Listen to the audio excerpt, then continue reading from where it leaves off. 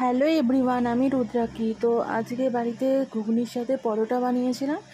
তো পরোটা বানানোর জন্য এখানে ইস্ট ব্যবহার করেছি। ইস্টটা দিলে কি হয়, পরোটাটা একটু নরম হবে। এটা কিন্তু নান রুটি না, আমি নান রুটি আগেও দেখিয়েছি তোমাদেরকে একদিন ভিডিওতে। তো নান রুটিটা একটু অন্যরকম করে করতে হয়।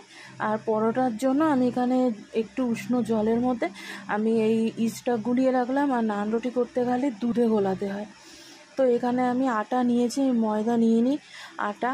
আর নান রুটি করতে গেলে ময়দা লাগে, তো আমি যেহেতু পরোটা বানাবো তাই আটা নিয়েছি। আটার মধ্যে একটু নুন, একটু চিনি দিয়েছি। এটাকে প্রথমে শুকনো অবস্থাতে একটু ভালো মতন করে মিশিয়ে নিচ্ছি সব কিছুর সঙ্গে।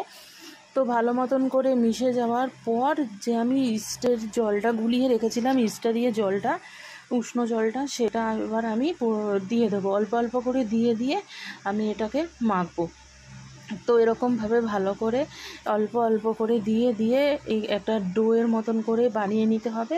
এবং ডোটা একটু নরম করে বানাতে হবে যেহেতু ইস্ট দেওয়া আছে। তো ভালো করে একদম মানে অনেকক্ষণ ধরে ধরে মাখতে হবে। তারপরে হাতে একটু সাদা তেল নিয়ে এবার আমি এই ডোটাতেই ভালো করে মাখিয়ে কিছুক্ষণ, প্রায় ঘন্টাখানেকের মতন আমি একটা ঢাকনা দিয়ে রেখে দিয়েছিলাম।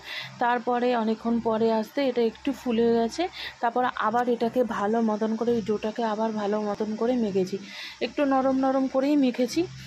তো প্রায় ধরো 5 মিনিট ধরে আমি এটাকে ভালো করে ঠেসে ঠেসে মেখেছি। আর যেন শক্ত না হয় এমনভাবেই মাখতে হবে। মাখতে মাখতে এটা ঠিক হয়ে যাবে। তারপর আমি এরকম করে গোল্লা বাঁকিয়ে রেখেছি। তারপর এটাকে আমি বেলুন চাকিতে ভালো মতন করে বেলে নিয়ে এবার প্রথমে তাওয়ার মধ্যে সামান্য পরিমাণ করে সাদা তেল দিয়ে এপিট ওপিট ভালো করে এটাকে সেঁকে নিয়েছি। খুবই ভালো করে কিন্তু এটা করতে হবে, না হলে এটা মানে ভালো হবে না। আর আমি পরোটা মানে গোল গোল করে ভাজতে পারি না, আমি এখনও অতটাও মানে আমি রুটিটা পুরো গোল করতে পারি না। তো আর তাও আমি দুই একটা বাদে মোটামুটি একটু গোলের কাছাকাছি, মানে মানচিত্রই হয়েছে বলতে পারো। আর একদম দেখো আমি লাল লাল করে ভেজে নিচ্ছি এপিট ওপিট। আর সামান্য পরিমাণ কিন্তু সাদা তেল দিয়েছি, বেশি তেল দিলে ভালো হয় না। তো আমার সব কটা পরোটা ভাজা হয়ে গেছে।